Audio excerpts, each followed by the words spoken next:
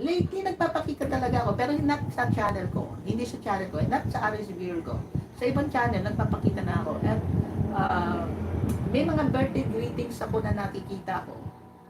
Yung anniversary ng BFF team na nagbigay ako ng greetings at congratulatory comments. Ayun ako mismo nagsasalita doon. That was the first time na nagpakita ko sa video sa BFF team. Hindi po ako member ng BFF team kina-clarify ko lang yan, but in-adapt nila ako as a member. Wala pa ako sa GC nila. Pero ang support po nila sa akin ay lubos-lubusan. Ever since po na nag-start akong mag-vlog, ay nandiyan na po ako sa grupo ni Ricky, but never ako nag-join ng team nila. Oo. Kaya pag ako nagla-live, makikita nyo ang daming BFF team. Kaya pag ako nag-TV, may naman ng BFF team. Pero ano ho ako ako po ang balingbing ng dahil marami ho akong team na pinupuntahan, but never ako naging official member ng team na yun. So, yun ang first video ko, yung anniversary ng BFF team, ay nandun ako, nagbigay ako ng congratulatory remarks. Birthday ni Belle, nagbigay ako ng comments. I think nandun din ako kumaway ako.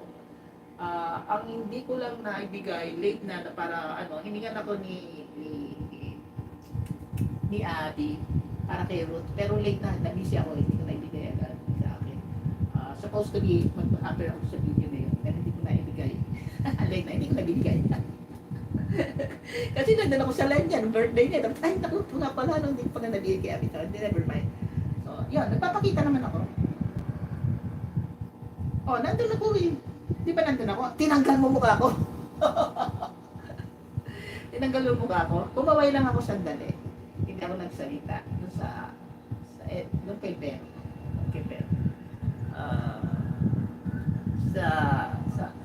Wala na, yun lang dun lang sa mga sa channel ko kasi may restriction akong lumabas. Restriction hindi dahil sa akin, because sa work ko, sa trabaho ko, ni-restrict akong lumabas sa channel. Kaya hindi ako lumalabas. So, ang ginagawa ko ay, I find a way na lumabas ako, which is, meron pa ako sa channel. Akitin nyo yung Rosalie's World ba yun? Rosalie's Journey 168. Meron akong videos na nandun ako. And I think eventually mag-upload ako ng videos na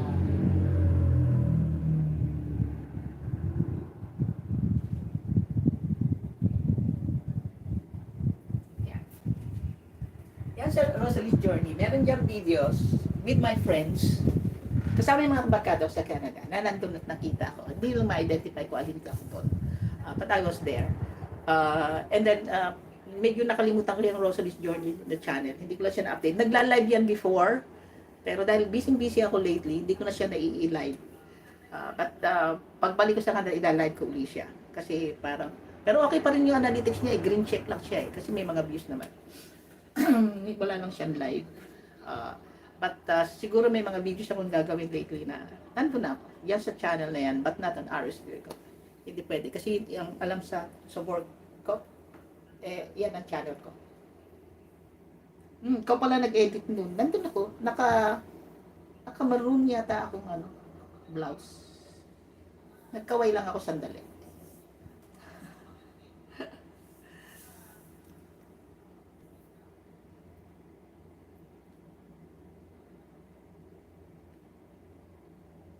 Yung mga taga Hong Kong, mga nag-edit sa kanila, mga nasa Pilipinas, si Ruth. Wala silang time mag-edit, no? Wala silang time. Mahirap mag-edit kung wala kang laptop at cellphone lang ang ginagamit mo.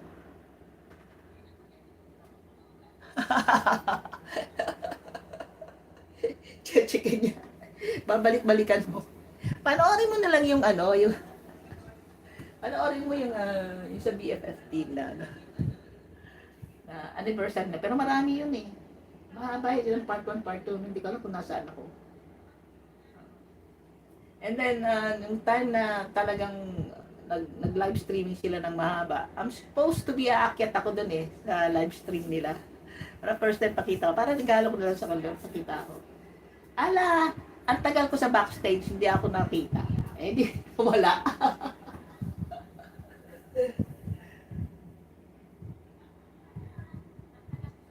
Ayun, so, I think naka 2 hours na po ako. Maraming